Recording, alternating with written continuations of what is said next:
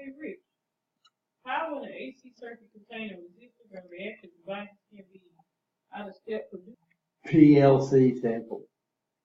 Program logic control. Not programmable controllers, programmable logic controllers. That's what some people call them. So we'll look at a little bit of the history of the development of PLCs. We'll discuss the benefits of PLCs over electromechanical relay logic. Now logic is doing, and we'll have to learn this.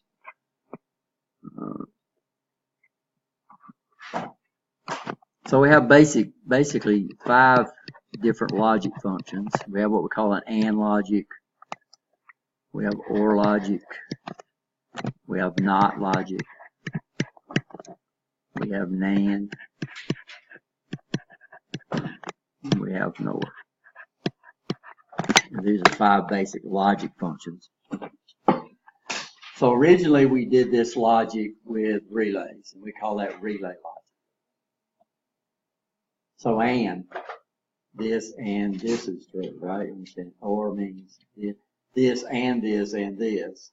We could have more. We got to have at least 2 to do and logic, but we could have a lot, right? Or would be what? If this or this or this or this is true. All that was done on motor. Probably because if you had motor control, you already had it. If you had digital, you've already had it. What's good information I got? A not means it's just the opposite. So it starts out false and then we make it true, right? You understand? A NAND means it's this and this creates a false. NOR means this or this creates a false. And we'll discuss the benefits of PLC. So what happened is the PLC, we used to wire these things with contacts, real relay contacts. And it was called relay logic. All the logic now we do with a computer, because computers love to do ands, nands, nors, not. Distinguish between fixed and a modular PLC devices. So we'll look at those. We got both of those in here. Discuss the different types of Motorola microprocessors. We really don't need to do that. We'll learn what a microprocessor does. Explain the difference between random access memory or RAM and ROM. We need to learn the difference between that. And explain the difference between read-only memory devices called ROM. Explain the address decoders. We'll look at that in just a little bit. List the major components of a PLC power supply. What you have to understand, PLCs are computers. Computers are electronic devices. So computers, the actual computer operates off the PC. All right, you understand? So somewhere, but we're going to plug these things. Usually plug these things into AC sooner or later, because that's what Alabama Power or TVA generates. They generate AC. So between the electronics inside the PLC and Alabama Power or TVA, we got a device called a power supply or DC power supply that's converting the AC over to the DC that we need, right? And we'll look at Allen Bradley. So in this class, we teach Allen Bradley PLC and programmable control devices. Everybody okay? We'll look at digital devices. The book calls them discrete devices, but you're not going to hear many books or PLC call them about digital. So what we do is basically the makeup of a computer, and this is probably in the book somewhere, is we have the processor, the microprocessor, and then connected to the microprocessor is going to be memory. And we have 2 categories. We have what we call ROM. We have what we call RAM. And then what we're going to do is we got to bring information into the computer and the memory. So we have what we call input portals, like a ships, they come into portals. We call them ports. And then, of course, we have what we call output ports. And a perfect example is your cell phone. So what's your input port on your cell phone? What's your input devices? So your input devices connect to a port. So Your touch screen does not connect to the microprocessor. It connects to a port. And then the port connects to the microprocessor. For one thing, you're over here tapping on your keys in milliseconds, and your processor's over here running in microseconds, right? You understand? So we got to have something that differentiates or compensates for the speed of the processor and the speed of the I/O device. And of course, what's an output device on your cell phone? That's the screen or the display, not the touch pad that's on front of the display. It's your screen. If one of them breaks, you do what? You either take it off and get somebody to fix it, or most of the time you just ready to buy you a new phone. So if your touch screen stops working, your phone's no good. If your display stops working, it's not any good. So we communicate, computers communicate with the outside world through portals. And we do have some portals that are what we call I/O ports. And what are these? So this guy would allow information to flow this way. This guy would allow information to flow this way.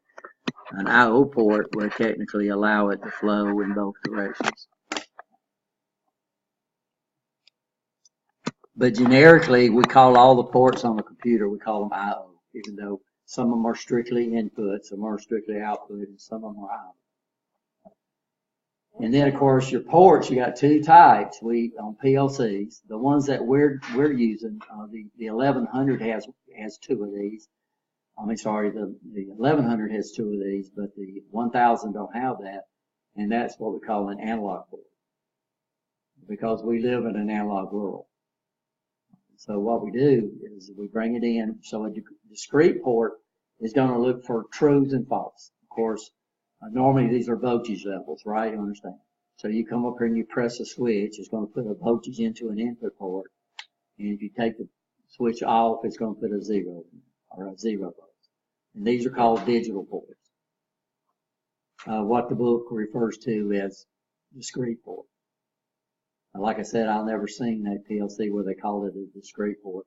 They either call it a binary port or they call it a digital port.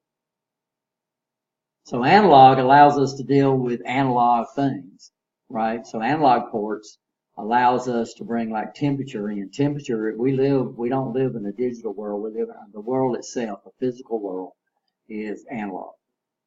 If it was digital, the sun would come up, go all the way to its maximum and then drop down, right?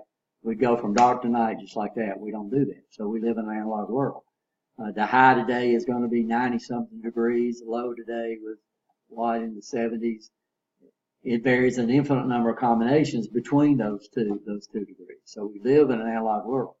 If I want to control the speed of a motor, we'll do it with analog. If I want to read the speed, we might do it in analog, right? Understand?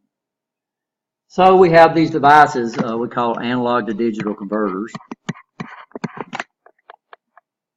These are electronic circuits that takes analog information coming in from an analog port and converts it to digital so that the computer can process it. Computers don't know analog, all they know is digital.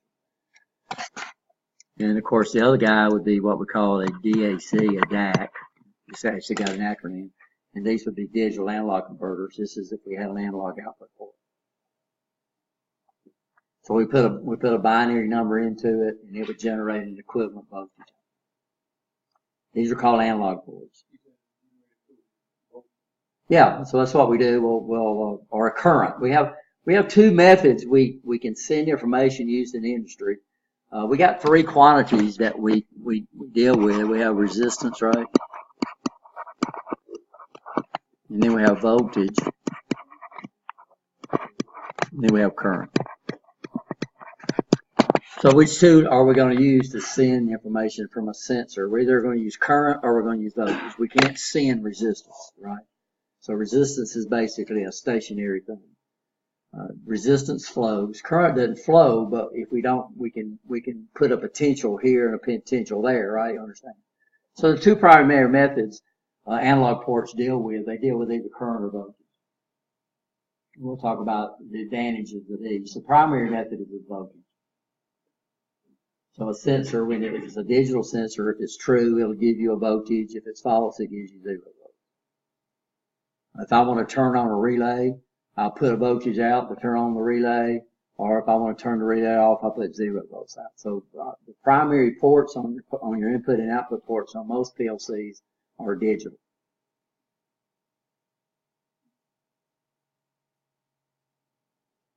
Are we okay? So if we look at this guy over here, this is a PLC. All this guy here has a digital ports on it. If we look at the 1000, which is the little suitcase PLC over there, all it's got is digital ports.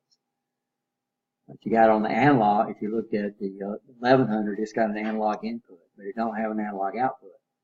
But you can buy a module that plugs into it that provides that. The Siemens, the 314s over there, they've got like 5 analog inputs and 5 analog outputs.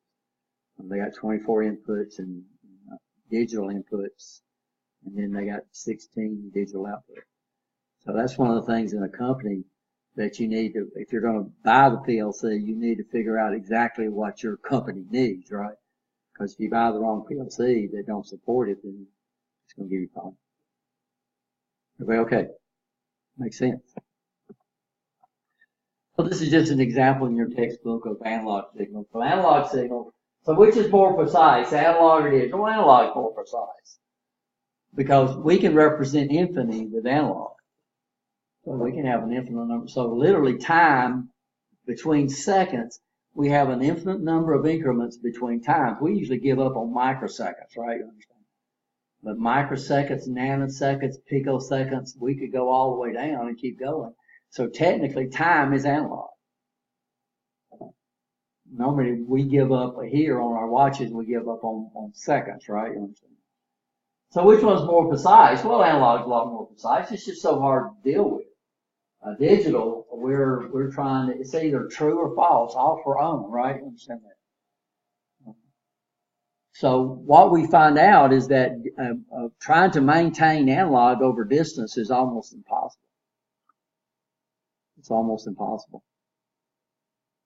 Digital, though, and the analogy I use is that somebody's standing up here on a hill with a flashlight, and they're trying to send me a digital digit, and they've got 10 different combinations of lights that they're sending me. So we start off with it, the light turned off, that would be a 0, and the light's maximum, that would be a 9. And then they're trying to send you a number. How many of y'all would be able to figure out which number they're trying to send you? Probably nobody. And the problem is it varies. Because as soon as you turn that light bulb on, the voltage on the battery starts running down. So today, this brightness might be a 6, and next week it might be a what? 1. Yeah, you're right. But how far could the guy get off, or the person get off and turn a flashlight on or turn the flashlight off? How far could you see that? As long as you can see the person. So that's one of the big advantages of digital, is being able to send it over distances reliably. This is the basic makeup of a PLC. We've already looked at this, sort of. We have input modules. We call them modules, even though they're fixed inside the PLC. We have output. We have the central processing, which there's a lot more to this. We have a CPU, but also inside here, we're going to have memory. We'd say left off this thing right here. So what does the central processing unit do? And it bothers me. A lot of people say the central processing unit is the brains of the computer. Right? But we have people that's called brain dead. The brain is still there, but it's not processing information. A central processing unit does one thing. It runs programs. That's all it does. That's all it knows how to do. Where does it run the programs from? It runs the programs from the memory inside the computer. So that's why we have to load programs. So most of your computers have mass storage devices on them. When you load in Word, you load in Word into the RAM, the memory of the machine. And it runs that out of the memory. So a central processing unit, if it didn't have programs, it would be the stupidest thing you ever seen. It's like a robot over there. Robot's a big piece of chunk of metal. If it's not running a program, that's all it is a chunk of metal. So computers run programs, that's all they do. That's all the central processing unit does. So the programs could already be inside the memory. or the programs could be loaded in off input devices. So just about all your personal computers load the programs. PLCs, we have to put the programs in there, right? Except for the programs in there that's making the computer operate.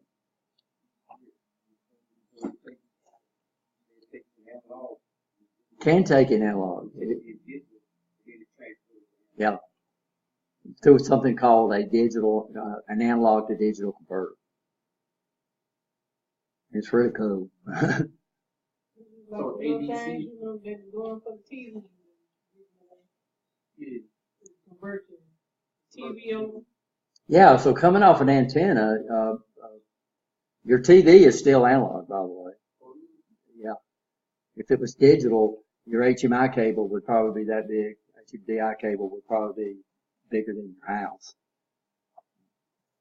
And coming in from a cable is actually analog information. It might have digital on it. It comes into your cable box and it's deciphered over to analog for your, so your cable box is analog to digital. I mean, digital to analog converter. So just about all the information flowing over that cable is modulated. They place it on an analog carrier to differentiate between the different channels. So every channel's got its own carrier. And then when they get through with the analog carrier, they strip off it, and then they get the digital, and then it converts it over to analog for your TV. So it's so really, really interesting. So yeah, your cable box is analog to digital. Originally, cable transmitted analog, but now they don't. So you just can't take a TV anymore and hook it up directly to your cable. You have to go through that wall. You have to go through that cable box, or if you pick up, you can go through you can buy those converters too. To pick up the channels now. So all units are, so we have what we call a fixed PLC.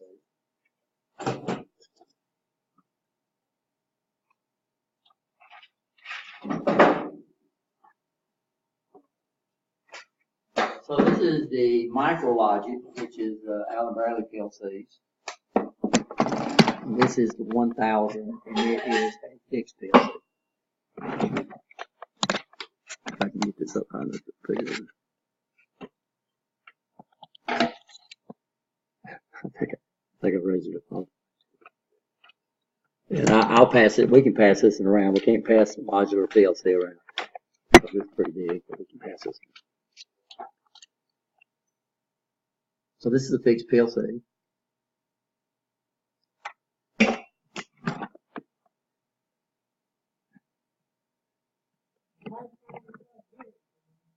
Yeah.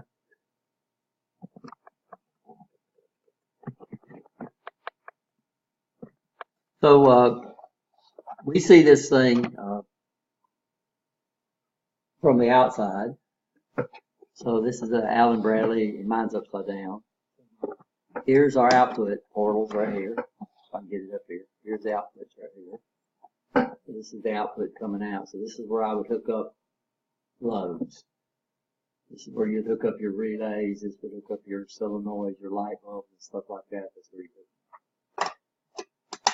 And then this up here, this is our input ports. Notice they're labeled I.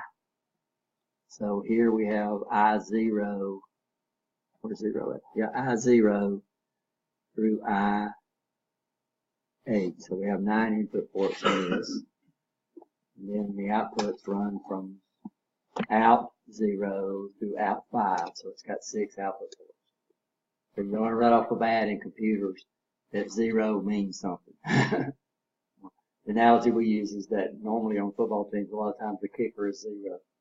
It don't mean that they don't exist and they have no way, right? It's just that that's their address. So this is a fixed port. So what the problem with a fixed PLC is it's not expandable. You get what you buy. These are going to be your cheapest PLCs out there. These are not expandable. They're fixed. We okay? So your cell phone is a lot like a fixed thing. So you go out and you buy it. Like the memory in there, that's the memory in there, right? You understand that? Your input sets your input. You can't expand it. You can't add more inputs to it or more outputs. That's not true. Most of them give you a little plug on there, plug in the bottom, yeah. that you can add different things. But that little thing on the bottom, not only does it charge your phone, it's also a portal, right? And it's a bidirectional port too. So it's so this is fixed PLC. What's the advantage of a fixed PLC?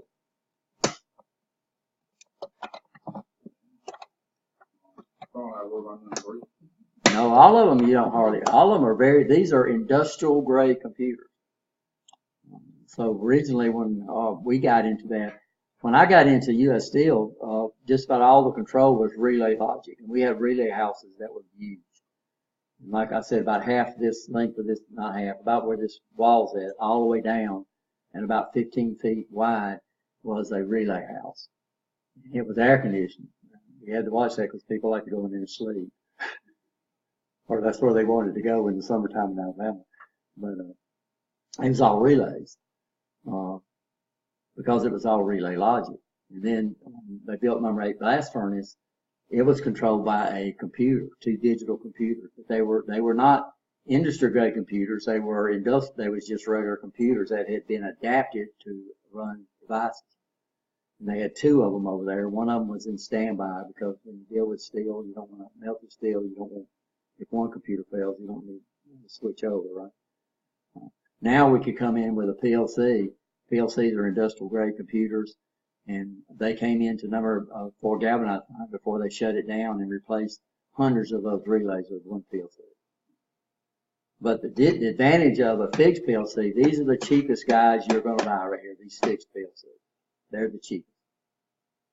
Because these guys, you get what you pay for. How much that will cost? I don't know. Well, these guys have been around for a while. Good point. In fact, you probably can't even buy the 1000 anymore. So look at this one. So this is our inputs over here. We're going to input with these switches and these push buttons, and we got lights over here. So we got lights connected to the output.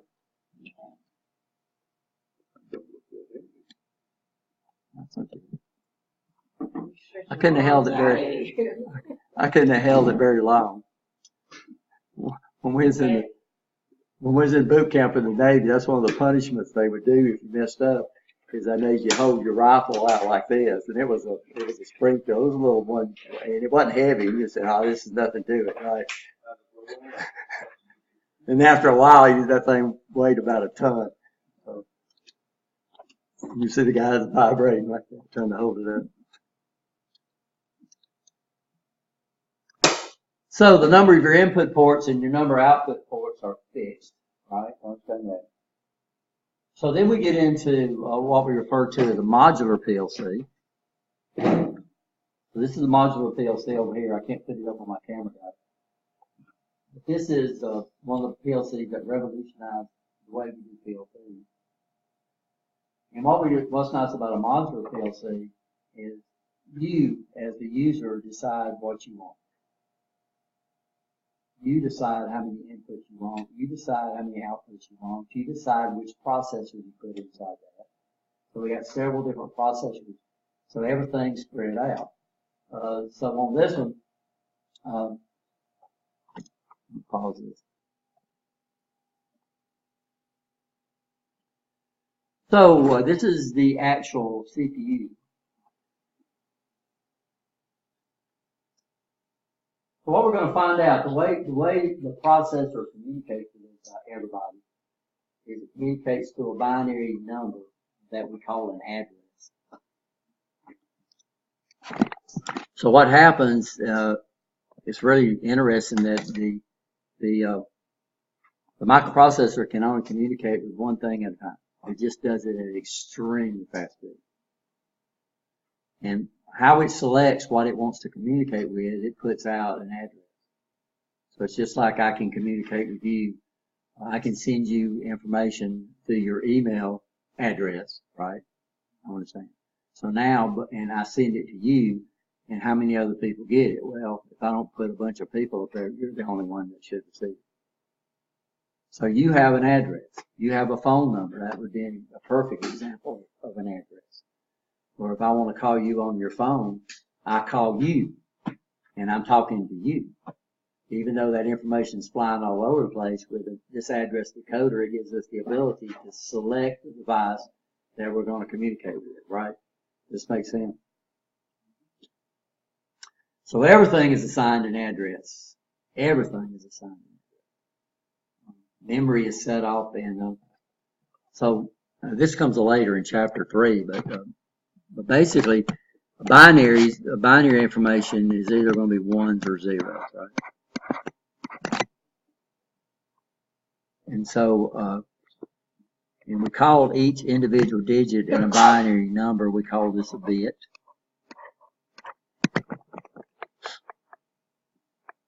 And then with a group of four, we call this a nibble. So I always thought somebody who set these up must have been hungry when they was. And a group of 8, which is the primary number. Anybody know what we call that? We call that a byte with a Y. So memory is laid out, and y'all don't understand that memory is addressed in bytes. So if I say I got 8 gig of memory, it's actually, I hate that term gigs. It's actually 8 gigabytes of memory. And each byte has its own unique address. And a gig is not a gig. So every place in the ROM and every place in the RAM, this guy right here, every byte has its own address. Now, what we do with ROM, so we have an operating, so computers have to use something called an operating system. Basically, an operating system is a group of programs that tells the computer how to operate. Does that make sense? So your iPhone has an operating system on it. We have Android operating systems. We have iOS, Apple operating systems, and some of y'all might have Windows operating systems on your cell phone. And those are in there to make the thing what? Operate. But the problem is, if all the computer can do is run programs, that means when you upgrade your operating system. So your operating system, guys, is basically stored in a non-volatile RAM, a read-write memory. So RAM is read-write memory. But we need to have something in there that starts the program, has a program it can go to when that cell phone is first created. It's just like when you're born with a basic operating system. When you are born, you're born with a basic operating system. What's some of the things you know how to do when you're born? Breathe. You know how to breathe, you know how to get rid of waste, right? You understand that. You know how to cry. Your heart automatically works. So what we do is inside your ROM, this is read, and you don't want the doctors to have the ability to go in there and easily change your primary operating system. So inside ROM, this is a non-volatile memory. It's real hard to change. It used to be permanent. It's not anymore. They came out with a type of memory called double EEPROM, which is electrically erasable. So we have the ability to do what they call flash the ROMs in the computer. But by George, when you flash them, you better make sure you never turn it off and you never lose your connection, because what happens if you flash those things and you turn that thing off, you lose your primary operating system. It's called a basic input-output system. It's called a BIOS. This is always in ROM.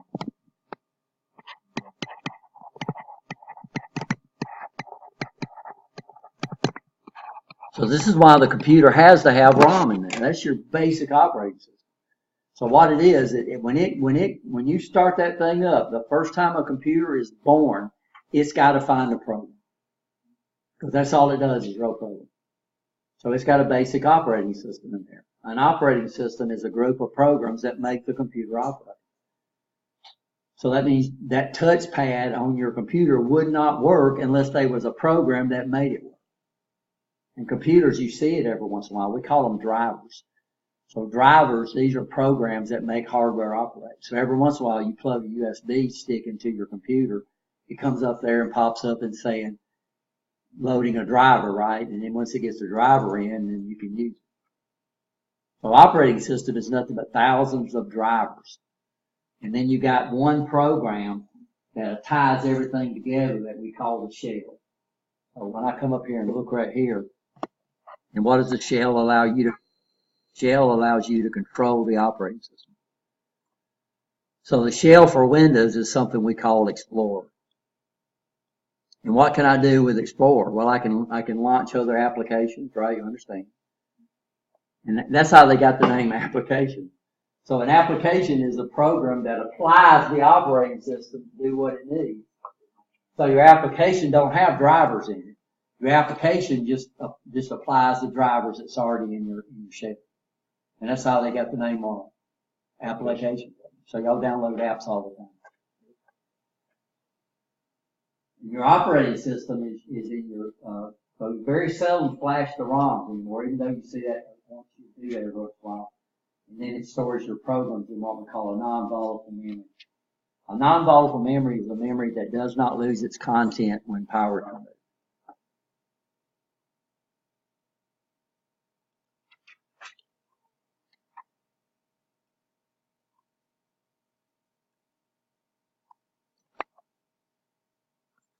A register, so what we have, this is a rough makeup of a CPU, the actual CPU. We have a arithmetic logic unit. So what does the arithmetic logic unit do? It does arithmetic and logic. Then we have the information that it's working on. These are going to be stored in the registers inside the processor. So all these does is holds information. So if I'm going to add two numbers together, we might load the two numbers into the register, and then we tell the ALU to add the two numbers together, and then it will store the answer in the register. So these are inside the processor. So the book uses some terms that's wrong, and I'll make sure y'all understand them. So the book uses the term register when it's actually out in memory. So register is actually inside the processor.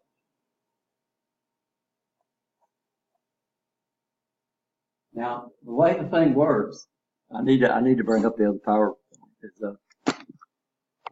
Processors only speak one language, and it's a binary language. Yeah, it's called machine language. No, this is the low level. This is it. This is binary. And what we do is basically the processor switches between two phases.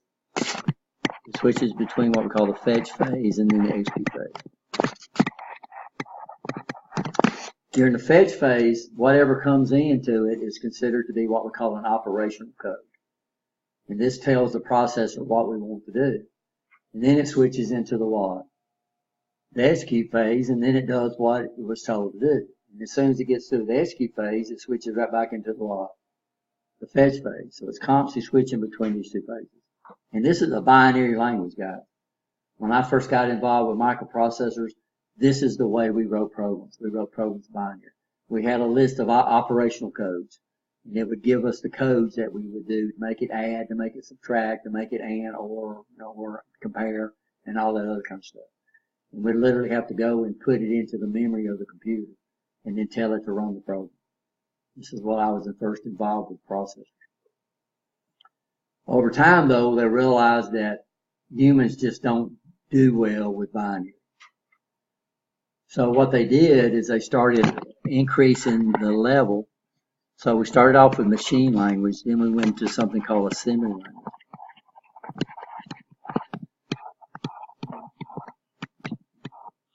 And we still use this in PLCs. There's a language called instruction list program language, where we can program the PLC, and it's almost identical to assembly language. Well, what we do is, instead of have to know what the binary code was to tell it to add, then what we could do is we could use what we call a mnemonic. Anybody know what a mnemonic is?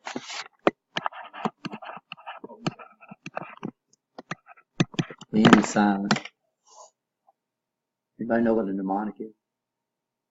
So your numbers could denominate. No, what we did is, instead of using the binary code, we used a mnemonic for it. A mnemonic, technically, if you look that up in the dictionary, it says it's a memory jogger. That's what it is. Jogger. So it's when you memorize little things to help you remember large things. And these are called mnemonics. Well, what we would do is, if I wanted to add, we would use a mnemonic for add. And it usually was add, which was really neat. And then we'd come up here and we'd say, okay, from what register? So all these registers would be given a name like A, B, C, D, E, F. And then I would say add A, and then we'd have some type of separator, and it would say B, and it would say put them in C. Add the contents of A. I'm sorry, I do that a lot. You're watching. I just do that to make sure you're paying attention. So now instead of saying, okay, trying to know the opcode for add, I tell it to add, I tell it which registers to add, and I tell it where to put the answer. But the computer don't understand this. So what we would do is we run it through a translator. We call them an assembler. The assembler would take these codes, right, these words, and they would convert it over to the machine language code for us. So, but now instead of me trying to recognize opcodes, we can now use words. Like load, we could say LD was like for load, subtract was like SUB, right, and stuff like that. But this was still pretty complicated because you still had to understand everything about the processor. You had to know all the registers inside the processor. You needed to know what they were used for, if they handled special kind of data. So originally we had registers. Now, guys, we got graphics inside there. So used to the graphics was done all by the CPU. One CPU, but now a microprocessor basically consists of a graphics unit and a what? And a regular unit. So we've got processors now that actually does the graphics. We have instead of me trying to display stuff with all these instructions, my graphic processor does it for me. And so we got registers in there that handles graphics. We got registers in there that handles logic. So now processors are very, very complex. And then plus, originally, we have a term called multitasking. What that means is it appears that your computer's running more than one program at the same time. That is not true. It's sharing time between programs. So this is why on your cell phone, you got 15 programs running in the background, and you bring up your game, it's real jerky and everything because it's doing what? It's not getting enough processor time. So what do y'all usually do? Go down there and close down all those other programs. So it's multitasking. What they came up with was the ability to do, it's called threads, where we could take a program and split it up into individual modules, and each module could run on its own. And what they did is they would assign each module to a different processor. So originally, these computers had multiple microprocessors. Our original server actually had 2 microprocessors. But what we do now, they put multiple microprocessors inside the same unit, and they call them cores. So if you've got a quad core processor, it means you've got 4 processors inside there running. They're just all inside the same unit. So that's what quad core means. Dual core. So the i7, I think, is a quad core or dual core. i5 is a single core. So that's the big. But it only works if you have what we call multi-threaded applications. And that only takes advantage of that. So these processors are very, very, very complex now. But what's nice is about a PLC doesn't do any graphics. So that means we have no graphics needs, right? You understand? It runs one program at a time. So that means the processors inside your PLCs are still fundamentally very simple processors. So the assembly language, you know about the version. Yeah, so what you do is you'd have a program called an assembly, which was a machine code program. And what it would do is it would take this text program, which is represented by codes anyway. Originally, you used a code called ASCII, and we'll look at that to understand that. So the program would be in ASCII, and then your translator would translate it over to binary. But still, you still had to know everything in the processor. You still had to know all the registers. You still had to know the instructions that were available. And this was very complicated. So the next level that we came out, but they still have a language out there that PLCs that we can program it. It's called instruction list programming, which basically programs in using mnemonics like this. So what they did on PLCs, and I'll try to show y'all this, is they tried to develop a way to program it so people that came up through different disciplines didn't have to learn a different method.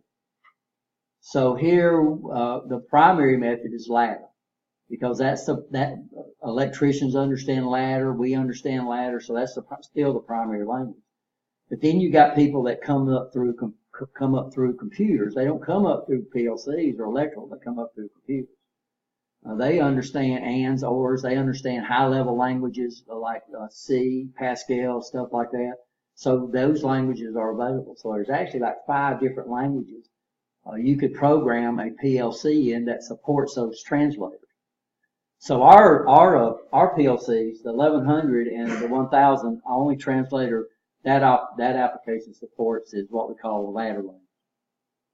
But if we get to 5000, I'll try to introduce that. It supports all 5 of them. That this gives people different routes they can write the next language level, which we call high level language.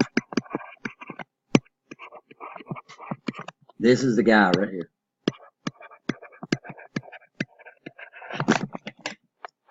So high level language, these are like your Pascals, your C++, your Java. These are high level languages where you can write programs in English, right? You learn commands that make sense, right? Because they're in English. It could be in a different language. It depends on your translator. So we're going to write programs in a language we call ladder, and it's a graphical language. It's a graphical language. So we're going to draw those ladder diagrams. We're going to draw it inside our PLC. And once we draw a run, we get ready to download it into the PLC. It's going to have to run through a translator. The PLC only understands binary. Binary, 1 to 0. That's all it understands. So if I write a program if I write an application program on my computer, so they teach a program called, they teach applications for iPhones on Birmingham campus. Writing out.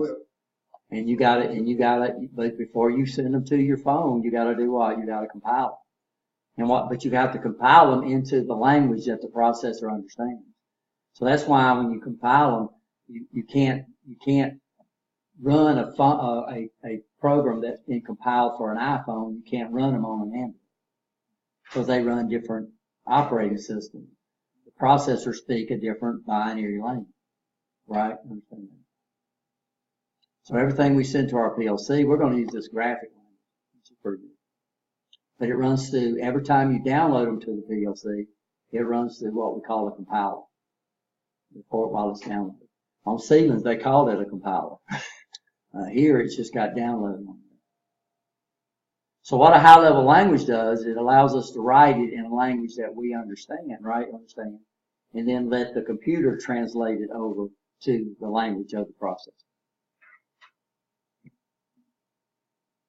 So these guys carry out logic, they carry out math, they carry out data. So basically, data manipulation instructions. But luckily, we don't have to understand that. All we got to know is, okay, I write my program over here. I write it in a high-level language, and now I've got to compile it over to the language of the PLC. Even Allen Bradley PLCs, they use different processors. If they do different processors, they don't speak the same language, right?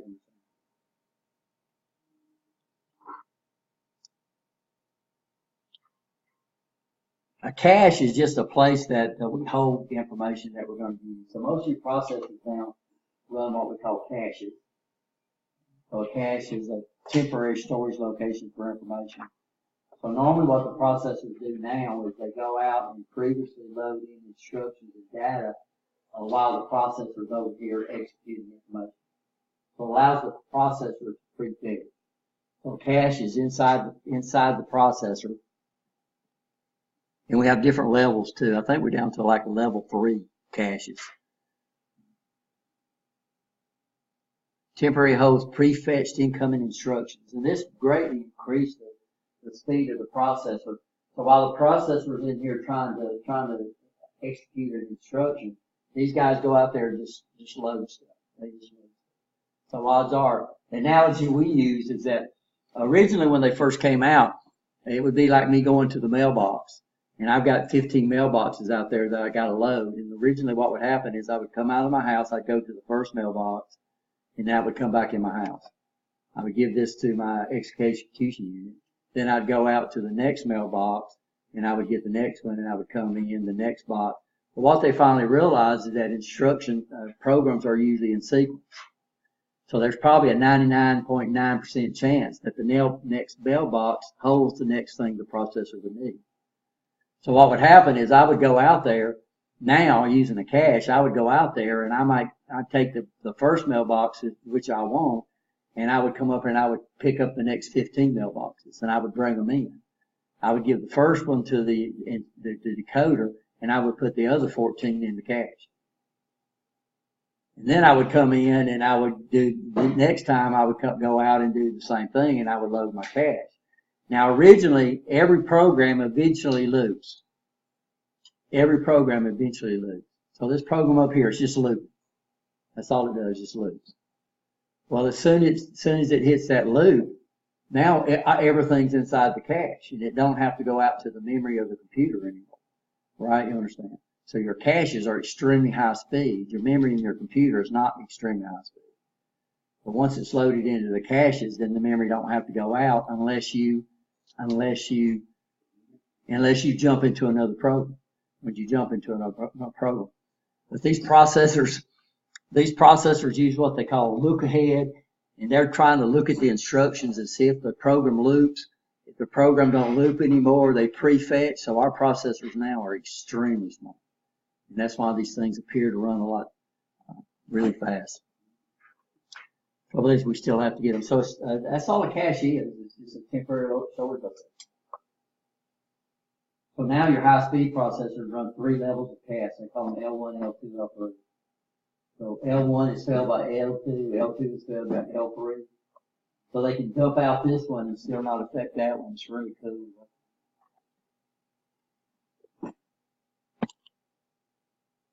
So this is a i7 die.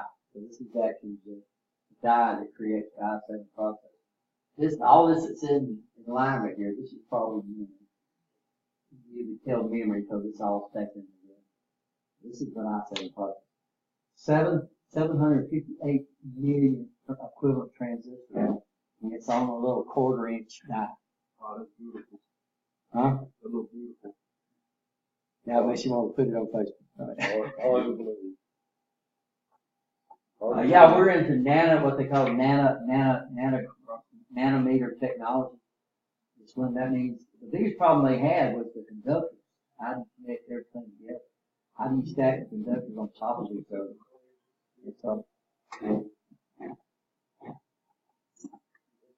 So this is blown up, but it's about this big right here, 758,000 transistors. You got an i9, no? Yeah, I suppose they do. And they usually die. I'd have to look up and get. This is the last one that I pulled off the internet. Y'all want to draw this out? So this is actually an i7 block diagram. So it's got 4 cores.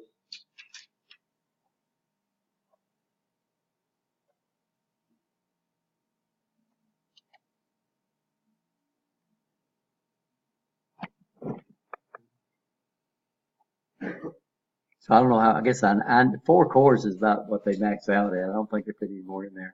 I don't know if any applications are written to support more than 4. So the address bus is used by the processor to select a device for communication. So the wider the address bus, the more devices that you can select. The data bus, this is where the data is actually transferred between the selected device and the microprocessor. And then the control bus controls it. It makes sense. It makes perfect sense.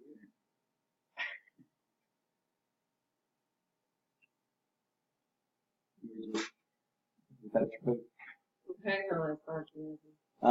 thank you.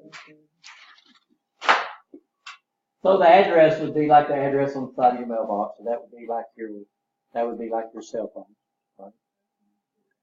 And then inside your cell phone, you got an address decoder. How many phone calls is your phone receiving at any one time? 1,000. Receive. But you have an address decoder inside your phone. And the packets, the data they're sending has your phone number on that packet. And what it does is your phone lets that come through. It allows you to communicate with one person at one time. That's a perfect example. Your phone has an address decoder, right?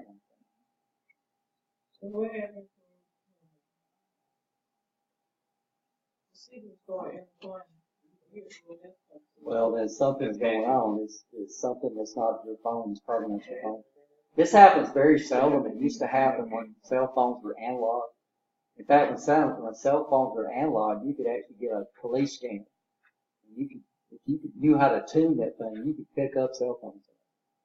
You can listen to conversations and stuff. Now it's all digital and it's all encrypted. You would have to know the encrypted code that it establishes. So when that comes, so now they would have to be at exactly the right place at exactly the right time to pick up that code. And once that code is entered into your phone, then that's the one you use to encrypt the data. So all our data now is encrypted. It's digital. It's not binary. You can do that with digital. You can't do that. I can remember that. I can remember a cell phone, somebody was talking on it.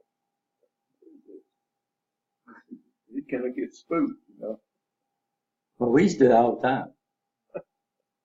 In fact, I forgot where the state was, but there was a senator up in some state that was hooking up with his lady, not his wife, and they recorded the whole conversation, put it out there. Of course, he lost his job, or he resigned to be with his family. I'm resigning, so I can do more time off. So you're transferring information, all that information is out there. Like I said, you get a good example, of course, would be your cell phone. Your cell phone. But right now, your phone is picking up hundreds of conversations at one time. How many conversations are being tapped onto that cell tower?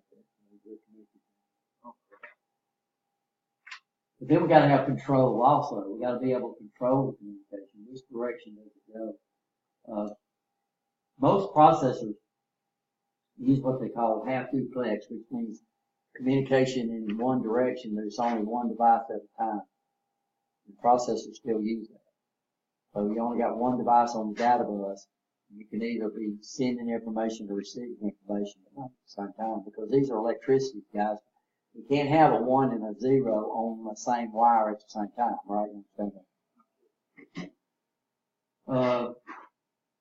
But most of your phones now are what we call full duplex, which means you can communicate both directions at the same time.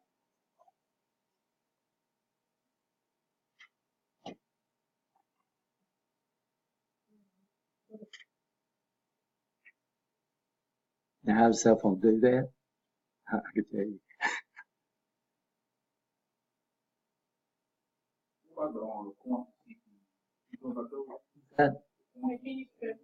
Yes, I can. Second floor.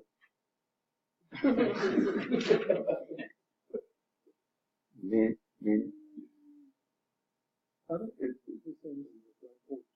Should be in the Bible. Is it not? I just didn't see it, but that's normal. Oh, okay. Ready? Set. No. Or you said no.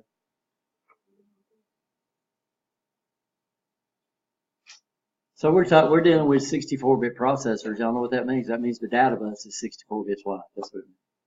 The address buses are huge. But when they talk about the word size of the processor, they're talking about the size of the data bus. Because that's what you're actually communicating. 64 bits. Huh?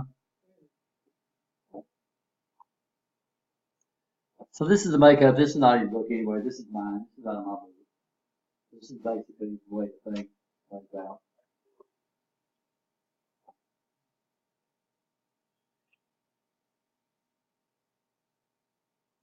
So your memory is split into ROM and RAM. Your ROM holds your basic input-output system, right? Understand that. This is what gets the thing started, and that's what verves these computers. So this is already put in there by the manufacturer. Then RAM, this is where we store programs at while we're on the fly. So every time you load in a game, where's it stored? It's put in the RAM, right? You understand? You run it out of the RAM. Address bus selects. Data bus communicates, control bus controls direction. There's a lot.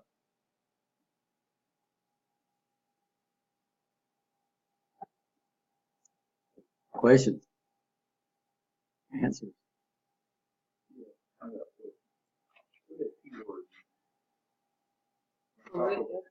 Peripheral is, in computers, a peripheral is any device that communicates with the computer through a port. So it's outside the computer. PLCs, they call them field devices. So that's the term they use for peripheral. So anything that connects to a PLC that communicates to a port, we call those field devices in PLCs. So it's a little different term. But peripheral means on the periphery, right? So we have peripheral vision. That's on the peripheral of our real vision. That's how it basically got that name. So good question. Anything that communicates with the computer through a port is called a peripheral.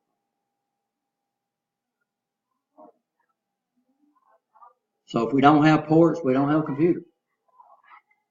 If your port dies, you got problems, right? Understand that? Like I said, if the display goes out on your cell phone, what do you usually do? You go out and get a new one or take it into repair. And a lot of times they can't fix it and they'll give you a replacement, right?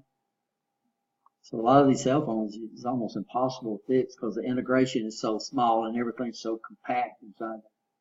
About the only thing they really do, even the battery now, the batteries used to be replaceable, but now the batteries are built into the phone. So you got to take the whole dang thing apart just to get to the batteries. So a lot of times that's all they'll do. They'll give you another phone. They do replace the screen.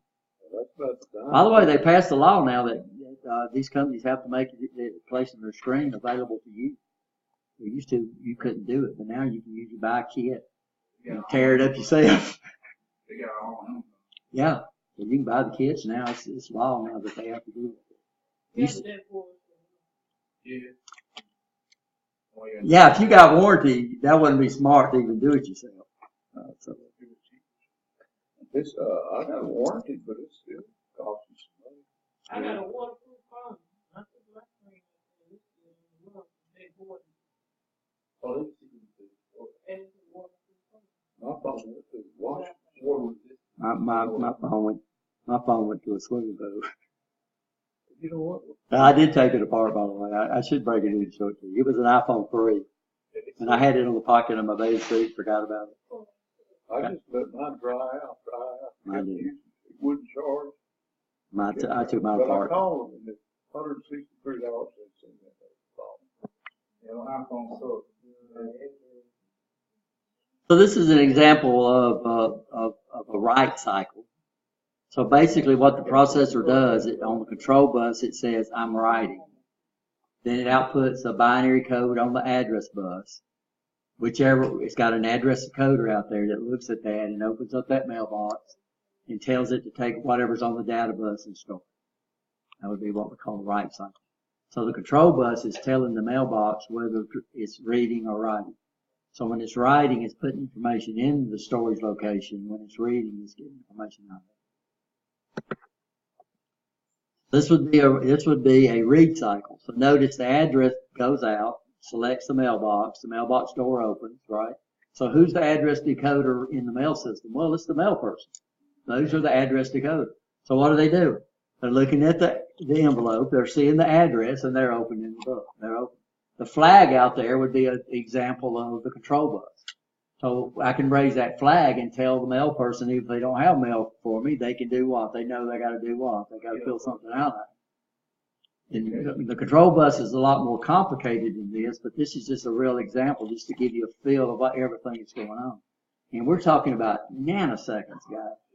These processors now are screaming. They're running up in the gigahertz range, you know, so we're talking about billions of things per second. So these read-write cycles are happening all the time, and they're basically almost instantaneous. This is okay. See, it's what we did originally. What they did on processors is we had one binary instruction that did. We had one binary instruction for everything that we wanted to do. What they eventually realized is they could have one instruction that does multiple things. So if I've got one instruction that can do multiple things, then it could decrease the size of the program. So these original processors that only did one thing per instruction, these are called CISC, which stands for Complex Instruction Set Computing. The new processors are called RISC processors. Those are Reduced Instruction Set Computing, and these are processors that allow one instruction to do multiple things. What it did is it reduced the size of the instruction list that the programmer would have to learn if they program in the machine language. But basically, this is totally transparent to you now, because we don't program these things in machine language. We don't know how many registers the processor has. We don't know how big the data bus is. We don't know how big the control bus is. We don't know how we program in a high-level language. There's almost no languages now, programs written in machine language. But they still want you to understand the complexity of what's going on. So the processor inside the PLC only communicates in binary language. That's this guy right here. Everything you see is done with 1s and 0s. This picture up here is done in 1s and 0s. So that's exactly what it is. We call them pixels. Y'all heard of pixels or picture elements?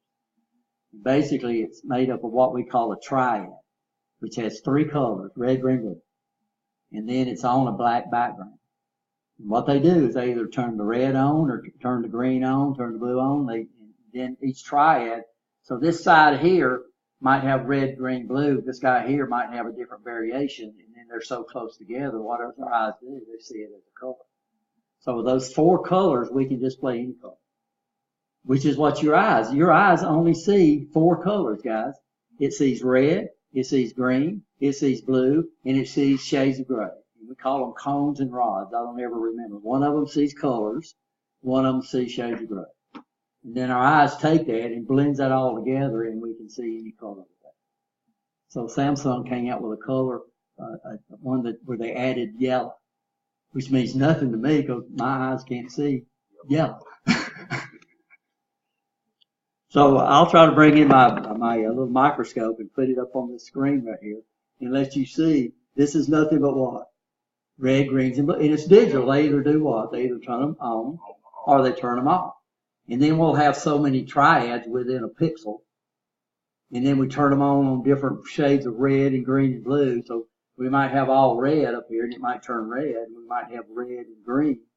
This one might not have a green, and this next to it might, and it sees it as a different shade. And we can do that. So everything you see up here is nothing but 4 colors. But it's all digital. So this computer has no idea what the C stands for. All it knows is a binary code. And usually what it does is we send a code into the graphics chip. The graphics chip says, okay, this is the dot pattern I need to display on the screen. Well, that's basically the way this thing is. It's all binary, 1s and 0s. So this guy, I'm up here typing on this keyboard. This guy does not see a T. It sees a code. It sees a binary code that represents what it is. And then it does whatever the application says it might do. So that way we can fly in a game and the F key might lower the flaps. Because that translator translates it for a different.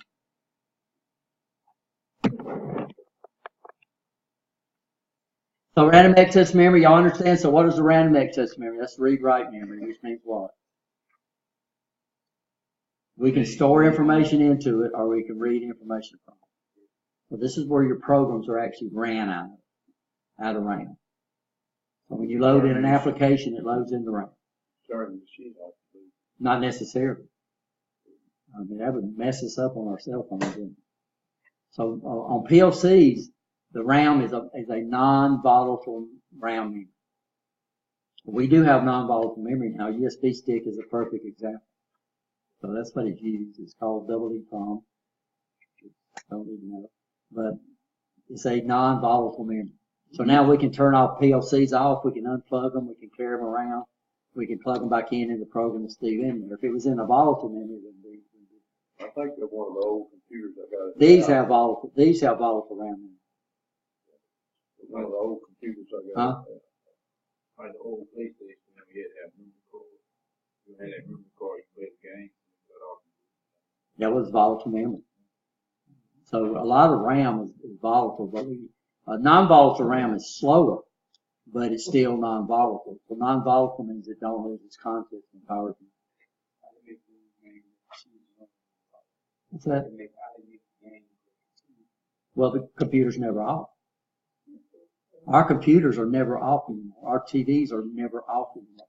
The only time they're off, by George, is when you pop the battery out of them, completely out of them, or you unplug them. If they continue to run when you unplug them, that would be amazing. But that's what they do. Our TVs are never off. They are on all the time. They're just in what we call a standby condition. So you press a little button, you're not flipping in the switch, and everything appears to come on, but they're never off. Still, you know what, when they go fail. Yeah. So you decide on this one what you want to do when you close this lid. You can either abort the program, or you can make it go to sleep, which means the program's just stopped, but they're still there. Or you can cause them to continue to run, because as long as that battery's in there, this guy's running program, or as long as it's plugged in too. So if you pop the battery out and it's plugged in, the processor's still in there to be running wide open. It all depends on what you decide to do. So on these computers, you can go in what we call power management, where you can cause it to do less when it's on batteries. But they're never off anymore. They're never off. We put them into standby. So if they were off, you turn the cable box off. Well, what happens when your cable box loses power? Well, you lose all your channels, right? And what does it have to do when it comes back on? It has to reboot and load all your channels back in. So that's turning off. But ROM don't change. So ROM is always non-volatile. And it's very hard to change. Most people it takes, we call it flashing the ROMs. It's really neat the way they add in the technology, the way they gave us the ability to change that content. But you don't necessarily need to do that, guys, because like I said, if something happens during the flash, what you did is you destroyed your basic input-output system. That would be like a surgeon getting into your brain and clipping the wrong vessel. You lose the ability to speak just like that, right? You understand? I know, like on the phone, you try to flash alarm, you fry your radio. You can. Well, I don't know about frying it, but you could definitely make it not work anymore. By frying a radio on your phone, flash. Common people like us would never do that. Well, not necessarily. Sometimes they'll do it automatically, but they'll tell you we need to flash your ROMs, and they'll tell you don't turn your computer off and don't disconnect the internet. The problem is we live in a place where power can fail anytime, right? And the internet could drop. So that's why I never flash over Wi-Fi. So if I'm going to flash, if my phone's going to do it, I plug it into my computer.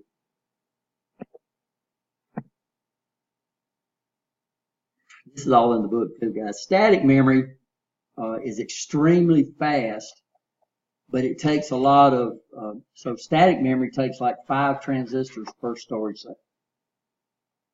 Dynamic memory takes 1. So what that means, if I go to dynamic memory, I can get a lot more memory on a little wafer. The problem with static memory, it's like a rechargeable battery that's being used. What happens to rechargeable batteries when they die over time? So dynamic memory loses its content. It'll only hold it for maybe a microsecond. But what we do is we constantly recharge it. It's called refreshing. So dynamic memory is slow, but we can get thousands of bits of information on the same size wafer. But it has to be refreshed. Now, what happened is we used to refresh it with a program, but over time it became so popular that now your motherboard supports refreshing the memory. It does it automatically. So it just goes back there and recharges all the ones and discharges all the zeros automatically. And the cache is what lets us use dynamic memory. Dynamic memory is not fast, but the caches that we have available where they go back and constantly load it in. So caches are static memory, always static, and then most of our RAM now is dynamic. Form of a charged capacitor. So that's all it is, guys. Capacitors discharge automatically. But what we do is that we refresh it. It's done automatically. It's transparent to you. This is supported by the computer. So when you buy these little memory sticks, or not a USB memory, but or Flash drive? what's that? Come on, flash drive? Flash drive? Oh yeah, flash drive or USB thumb drive. That's not DRAM. That's what we call. It's called double EEPROM. It's an electrically erasable, programmable read-only memory. It is a special type of memory that we can read and write in. It's really weird. So static memory, this is what your caches are going to be to. These guys are extremely fast. They consume a lot of power. Dynamic memory, this is basically something that holds a charge for a very short time. But as long as we go back and keep recharging it, right, it's just like your cell phone. As long as you keep that thing recharging, it never goes dead on you, right? You understand that? But some of us don't get around to it in time.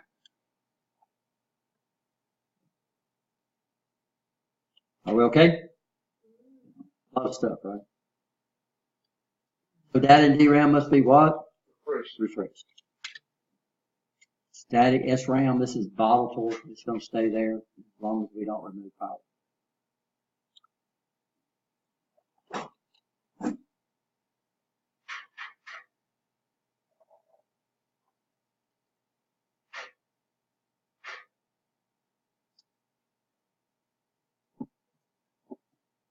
So now we're using a type of memory called double data rate SDRAM. That's synchronous dynamic random access memory. I think we're into DDR3 or 4 or 5, I can't remember. You ever buy memory for your computer? Still, on these guys, they still give you the ability on a lot of them to upgrade the memory on your computer. But you have to make sure it's at the right time.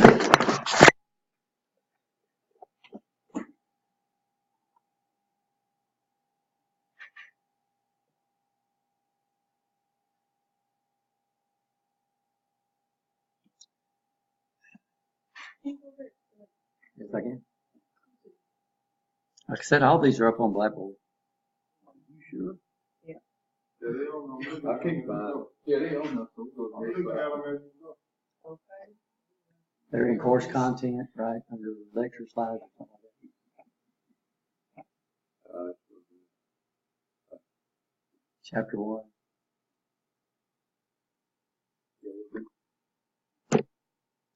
I did not.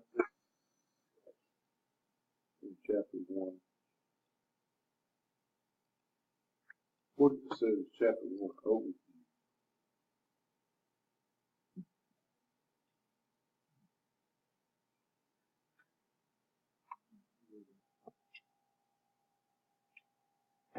So here they call the microprocessors the brains of the computer. In my terms, it's not the brains. The brains of the computer is the person that programs that the computer runs. So if this sucker had no programs, it would be a piece of plastic. Do anything. All right, you understand that? Well, most people call it the brains. Carries out instructions in a program.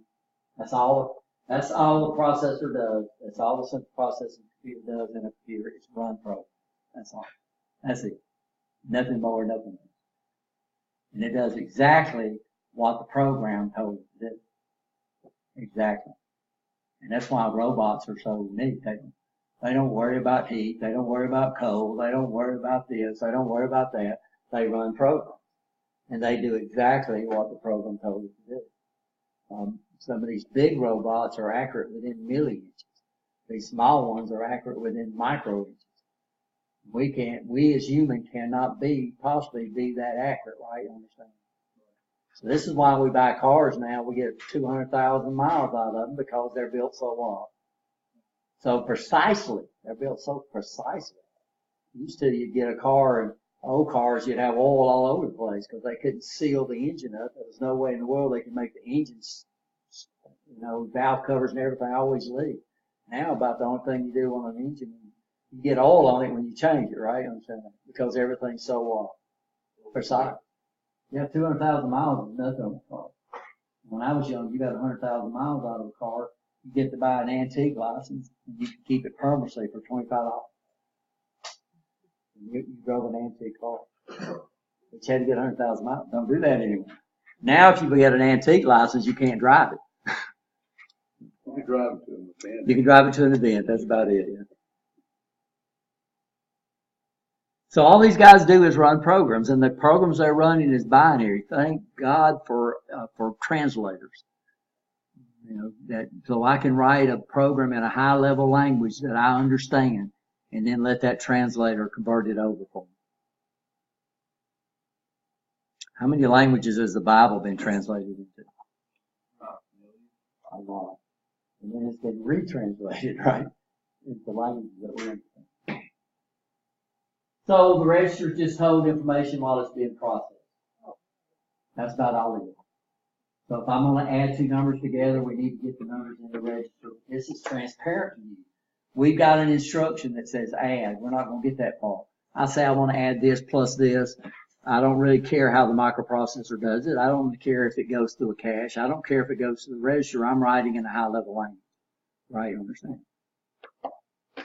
And we have 5, and I'll try to show y'all each one of these. In this one, we're going to use predominant language used in PLCs, and it's called ladder, which uses what? Two L1, L2, and then we're going to draw circuits between. We're not going to draw them, we're going to pull them. We're going to pull symbols down, and then we'll insert those symbols in there for us. And then when we get ready to send it to the PLC, we will run it through a compiler. We don't know that. All we say is download, and it runs it through a compiler. When I upload, so in PLCs, download means send it to the PLC. Upload means to bring it in from the PLC into your computer, which gets people confused because it's just opposite on the internet. When you download something, you bring it into your computer. On PLCs, you're sending it to the PLC. So it comes in as a binary language. Your application does what? Translates it and draws the pictures for you. So you can download programs, you can upload them. Only one program at a time. Now we can take the program and split it up. So if you upload a program and there's already one in there, it's going to tell you that if you override it, your other program is what? It's gone. But you're going to save your computer on a mass storage device. Your program's on a mass storage device, right? Instruction cache, they split the caches up into 2 sections. Instructions get ripped into here, data gets ripped into here.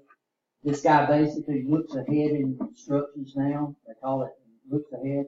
If it realizes the program is going to branch or jump or do something, it automatically starts loading the data cache from the other place. And these guys screen, they're very, very smart. But still, they're very, very dumb. Because all they do is what? One program. RISC, CISC, read-only memory ROM, dynamic RAM, static and dynamic RAM, DRAM, and SRAM.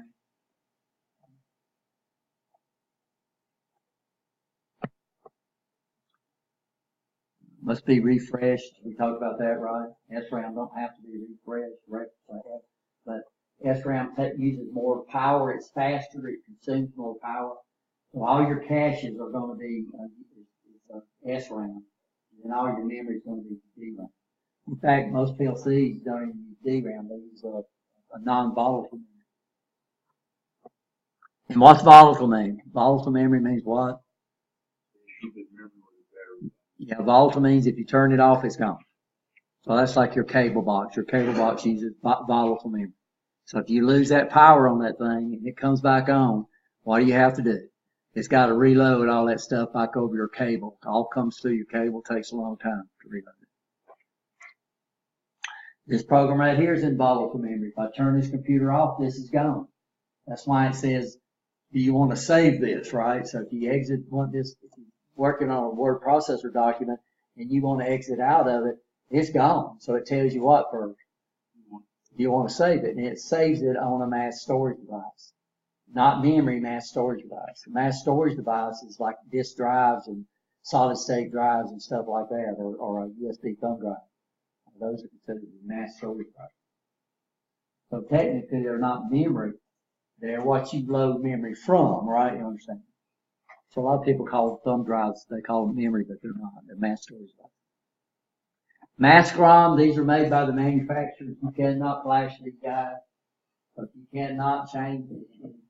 Flashing ROMs is special, guys. This guy's going to come up and it's going to say, you know, you need to upgrade your firmware. You need to upgrade your BIOS or something like that. And it's going to say, do not turn your computer off and do not disconnect it from the network. I highly recommend that you hardwire it to the network and not go over Wi-Fi. So every one of your phones, you have the ability to do what? Plug it into your computer. Programmable memory, this is stuff where we program these things using a PROM programmer. We happen to have one here.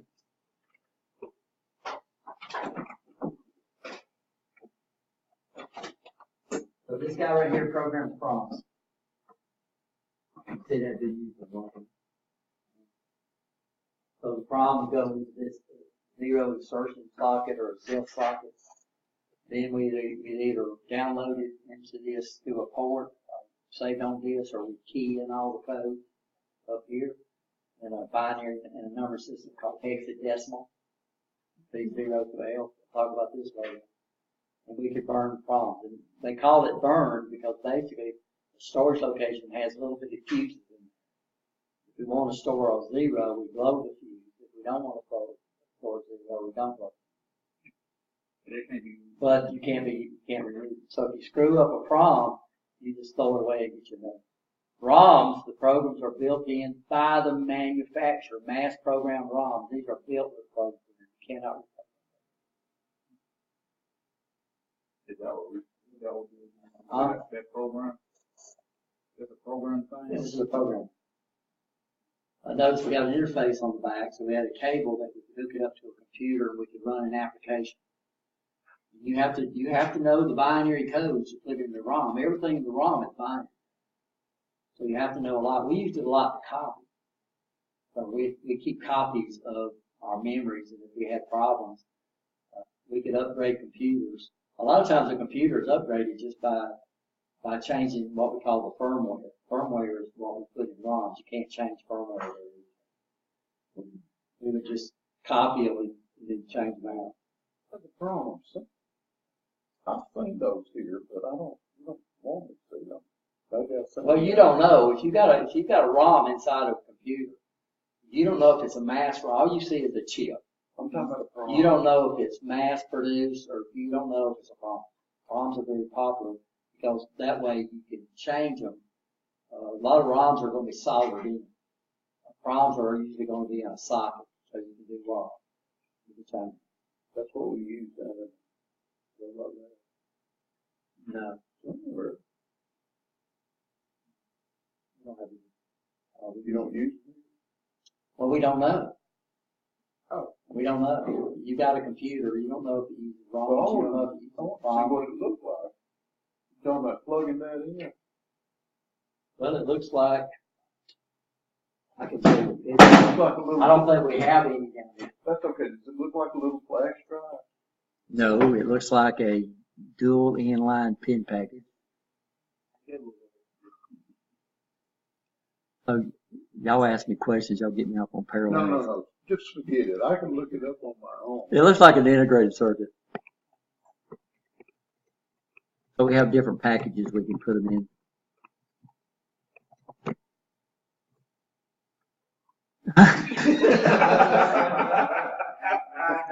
Mr. Raymond, Well, they look like this. I can look it up. Y'all see what this is, right? PROM picture.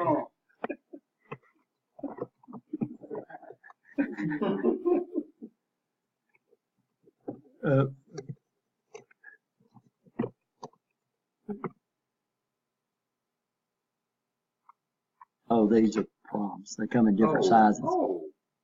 Look at those. So we call them dips because we have two lines, but they're dual inline pin packages. And usually they're in 28 or 24 pin packs, which you 12 down one side. Yes. They look like integrated circuits. You can't tell. We can buy memories of it like this. We can buy a lot of different things. We've got a 74-154, which is a decoder that looks just like this, but it's not a PROM. It's an integrated circuit. So these are called DIPs, dual inline packages. And the integrated circuit goes inside here. And what is it? Well, you don't know until you look up the part. It could be any type of thing. I didn't know you could program those. Now this right here is an EEPROM. Now you notice it's got this little glass window on it. It's called an erasable programmable read-only memory. So we could program EEPROMs on that, but the way you erase these things is you expose them to high intensity ultraviolet light. You could erase them out here, but it takes a couple of days if you put it under sunlight. So we'd have a fluorescent bulb that wasn't shielded. Like these guys put out a lot of ultraviolet, but they shield them. I don't know if you've ever seen the ultraviolet lights that people buy to grow plants, grow pot in their house at night. but this would erase these things. So electrically erasable programmable read-only memory. So that guy right there would program EEPROMs too, because it's the same technique, but instead of blowing the fuses, it would put a 1 or a 0 in for the storage. So these are great. You'll see these a lot. Normally what they'll do is they'll put an opaque label on here. An opaque label is something that light can't pass through, and they'll write the information on there, like the version number and stuff like that. But what was nice about these is we could erase them and do what? Reprogram them. I'm just guessing that's a tedious process. Well, it could be, not unless you've already got your programs written, because what you're storing in there is nothing but binary. We had a trainer that had a ROM on it, and when it would come up and it would come up and say CPU up across the display. Well, we found all the codes and everything inside the ROM. And we went in there and we actually changed them so it would come up and say different things, but we did minor changes. So odds are if you're gonna burn ROMs, you would write the program in a high level language, and then you would translate it over to machine language, and then you would burn it in your ROM. So there's very few people that do machine language anymore because it's so complex. I mean, good gracious, guys. I can't do it on this computer, but I'll try to show you on a computer. I'll dump the memory on a computer and let you look at the complexity of that stuff. It's unbelievable. It's all binary language, ones and zeros. So you have operational codes, which tells. So we have, and every one of them's got to be unique. If you change one bit in an operational code, you told the processor to do something different, right? You understand? And then you have. And we'll use this term, by the way. We have opcodes and then we have operands. That's in the book. The book uses this a lot. So operands are the data that the instructions are operating on. So opcodes and operands. So the book's going to use operands a lot. It's not the opcode, it's what the instructions are operating on. This guy's right here, this has revolutionized ROM. Electrically erasable read-only. So it means now we can electrically erase these things, and then we can reprogram them. It takes special circuitry. This is what a USB drive is. It's double. It takes a lot longer to erase. It takes a lot longer to write because every time you ever notice that when you store something in these things, it takes a long time. It's a lot. You can read out of them a lot faster because every time you write to a byte, it's got to erase it first electrically and then reprogram. So these guys are not extremely fast, but they're really, really nice. You can buy these USB thumb drives now up to what? Good gracious, 32 gigabytes, 64 gigabytes on that, 1 terabyte on it. When I first got one, I paid about $250 for it. I think it was like 1 meg for these things. And now, well, it's like everything, When they first come out with it, it takes a real long time for the technology, and they're not making it, and they've improved the technology so much. And so now a lot of your really thin computers don't use what we call hard drives, which thin metal disks. They use what they call solid state drives. It's nothing but USB, it's the same technology. And they use a lot of cache too to make it appear that it's faster. But it's electrically erasable, so it appears like it's RAM, but really it was originally intended to be read-only. So flash our ROMs. Our ROMs now are usually this stuff right here. So they got the circuitry in there that allows us to change the ROMs. Just be careful when you do that. This computer does it every once in a while. What they'll do is they'll find little bugs. You know, you write millions and millions of lines of code, and then you understand the program, but then you put it out into Joe Blow's hands, and they do things that you never expected them to do, right? They never expected somebody to do that, and it still pops up. Your cell phone constantly updates just because somebody did something that they didn't expect. So some game updates all the time, taking care of this. Well, they didn't know it did that until some user got out there and did what? Played with it, and they noticed it failed, and then they come back and update. So we constantly update these programs and stuff because you're talking about thousands of lines of code.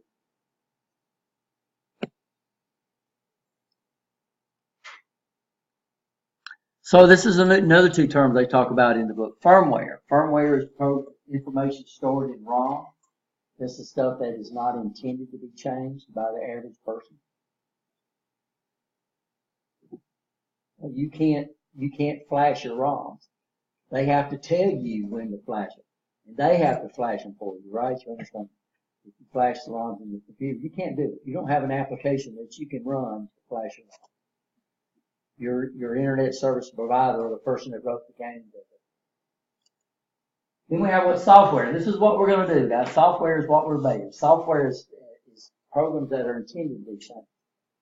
So when we write programs, we're writing software. These are stored in a read-write memory, which gives us the ability to do what? Store stuff in there, erase stuff, get stuff out of it. Now most of our read-write memory now in PLCs are going to be non-volatile. Just like in your phone. What happens when you put it back? It might be volatile. I don't know.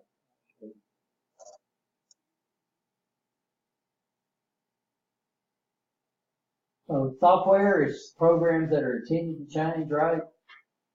Firmware is not intended to change. Firmware will always be in some type of read-only memory. Software is going to be in some type of read-write.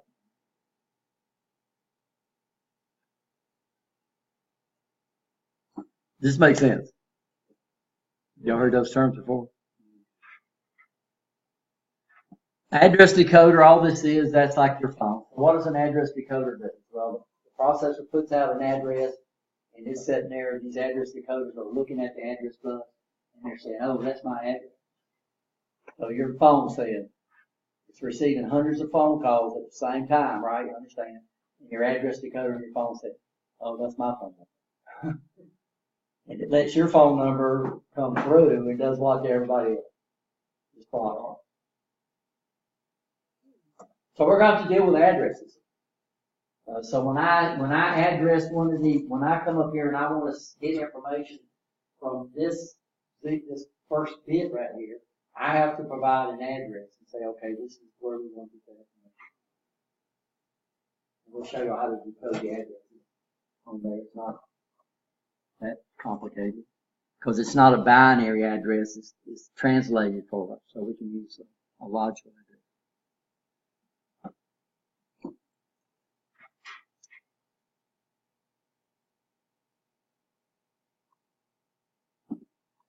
So peripherals are basically, these are basically devices that communicate with the computer through a port. Right? Computers, we call them peripherals. PLCs, they call them what? They call them field devices. So you gotta be careful. It's a little different between. So all of peripheral support chip is just a chip that's designed to support a certain peripheral. And what's a peripheral? Stuff that's outside the computer, right? Communication with the computer through a port. Used to enable the microprocessor to communicate with input-output devices. Supports the NPU with different tasks. I don't know what they mean by that last one. So when I connect to the PLC, first of all, we're going from an industrial environment into a digital environment, right? Into a place that don't like a lot of electrical interference, into a place that's not designed to handle a lot of current, into a place that's not designed to handle what goes on in the industry. So that means we got to have some type of support from the outside world. So I'm not going to hook a push button up directly into the CPU. So first of all, we're going to take it through something that first of all isolates it. So we want to isolate our electronics from the physical world. And then of course provide some type of protection for the PLC input, right? Does that make sense? So this is a typical input support device. So over here inside our computer, these guys usually runs on 5 volts DC, and this is inside the computer. And over here I have a switch. Well, this is pretty neat in that this would be, and there's a resistor in here, by the way, that this book didn't draw. So what happens? So over here they're putting 120 volts AC on this. So AC is doing this, right? Makes sense. So when it's plus, this is plus, that means this is minus. And so here our current would flow. It'd flow this direction, come back and go this direction, flow up through this guy. This is what we call it's a photodiode, so it's an LED, by the way. This is backwards. Come back up through here, right? And it's looking for the positive, so it goes this way. So notice here, the current flowed in this direction. So this is backwards. Should be like that. So the LED would light, I'm sure. Now let's change our polarities. So remember it flows against the arrow, right? Y'all remember that? So let's make this up here minus. We'll make this plus. So here our current flows this way, flows against the arrow, flows this way, right? Goes around this. Notice it goes through this guy in exactly the same direction. Comes up through here. Now it's looking for its positive. Where's its positive at? It's down here, so it flows like that. So even though I'm putting AC over here on the input, this guy over here is seeing DC. It's flowing in the what? The same direction. So this is a rectifier, guys. Then we bring this into an optical isolator. So what it does is it passes the information into this guy with light. So there's no actual physical connection between your push button and the PLC. So this is a current valve, right? So when it gets light, it allows information to flow over here. This will be plus 5 volts. Over here it's 120 volts. So this but we're isolated. So if lightning strikes, it might wipe out that little optical isolator, but it's not going to wipe out your PLC. So all your inputs and your outputs are going to be isolated. They're not going to be connected directly to the circuits inside the PLC. They're going to go through what we call a peripheral support device. And this is called an optical isolator, which means you might not understand it, but it's passed from the input device to the PLC using light.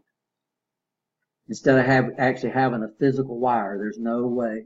So we could have a different common on this side because light don't care about commons, right? You understand? So your PLC could have a different common than what your AC has. So this is an AC. This would be a typical AC input module. But there's got to be a resistor right here, and that they drew the photodiode in backwards. I don't know, was negative always on the bottom? I believe it was, so it is right. Sorry. So negative was coming up through here, right? Negative, yeah, so that was in there, right? So these are LEDs. Y'all ever seen light emitting diodes? Yeah. So these are, when the current flows through them, they emit a light. And then we have a sensor that senses the light, right? We see these a lot, these optical sensors. Did you draw something on that? I drew a little resistor right here. Because if the resistor right there, Okay. No, I'm with you. Yeah. That was your cursor. in fact, I drew the resistor at the wrong I spot. didn't see the cursor. The resistor would have to be right here to protect this guy right here. This is called a Zener diode. A Zener diode is a regulator. So it actually regulates the voltage to where, so it actually drops the voltage down for us. It's really neat. So just about all regulated power supplies have one of these somewhere. So what we need to understand is these inputs are isolated, right? And the outputs are also isolated. So even when I communicate with the output, we're going to go through an optical isolator. And what it means is it means you can lose one of your input ports, but you're not going to lose the inside of the PLC. And of course, what I could do then, if I've got extra input ports, is I could move it, but then you're going to have to redo all your programs. That'd be better or cheaper than going out and making it. That's it.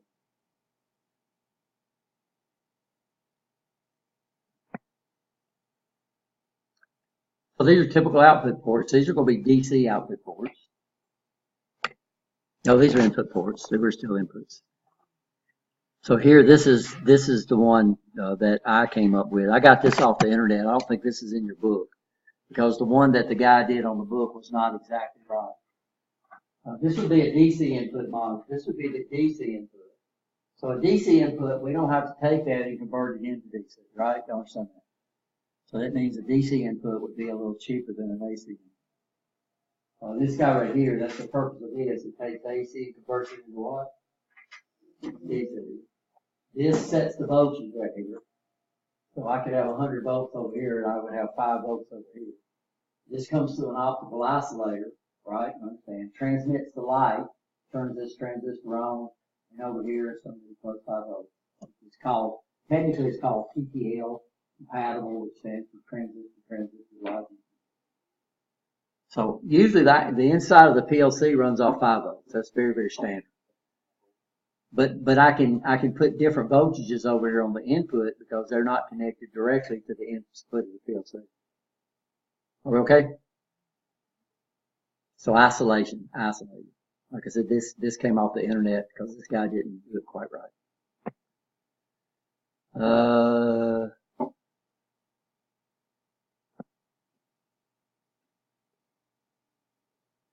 The book calls it an optical transceiver.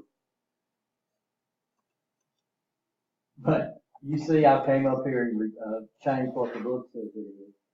So this can't be a transceiver because a transceiver means a transmitter and receiver.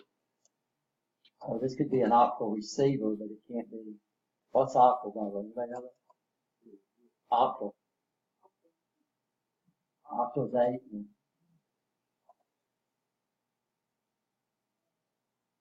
And then it talks about a full wave rectifier. We talked about that, right? And then the optical activator. This is not a transceiver. This is just they call it optical. I don't know what they're calling it that for. But all this is just what? I don't know what they're doing. What is an optical transceiver point here? They got the roof.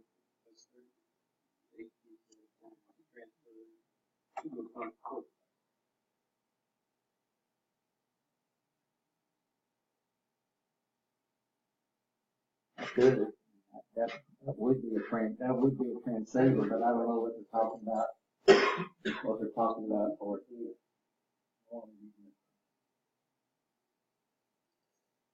I can't see why it would be here.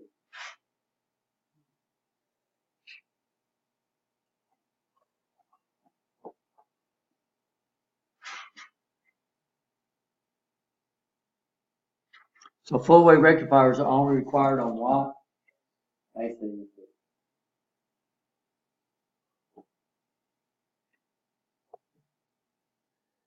Of course, what does the Zener Diode do? I already told you that. What does it do?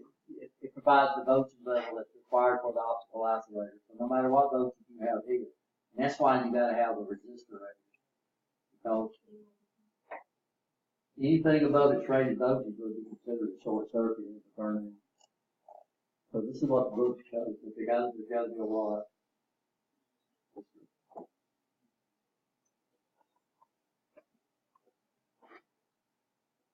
An octal edge, octal means 8, by the way.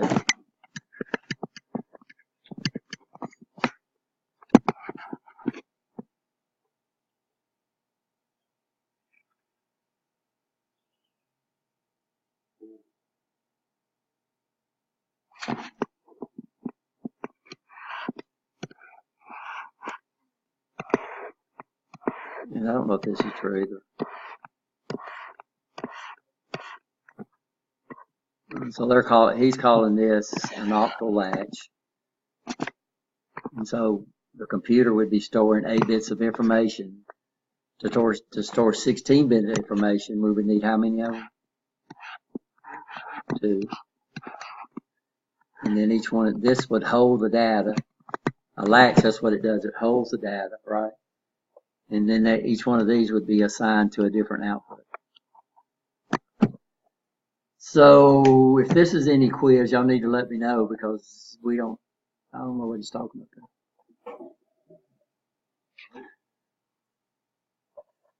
When we generate AC, so we do have AC output module.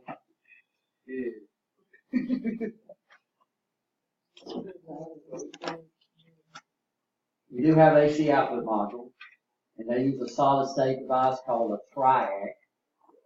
So when you buy an AC output module, you have to specify, we have 2 types of devices we use for AC. We can use what we call a relay output.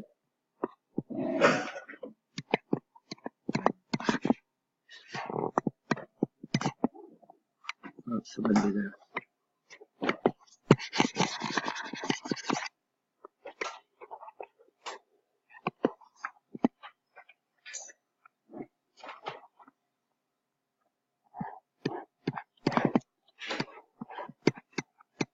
So what time's the class in?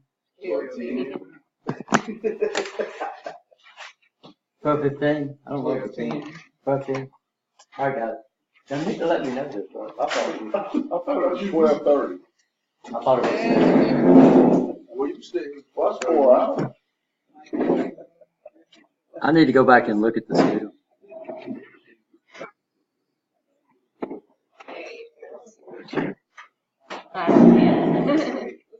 It's not, I think you're the first one.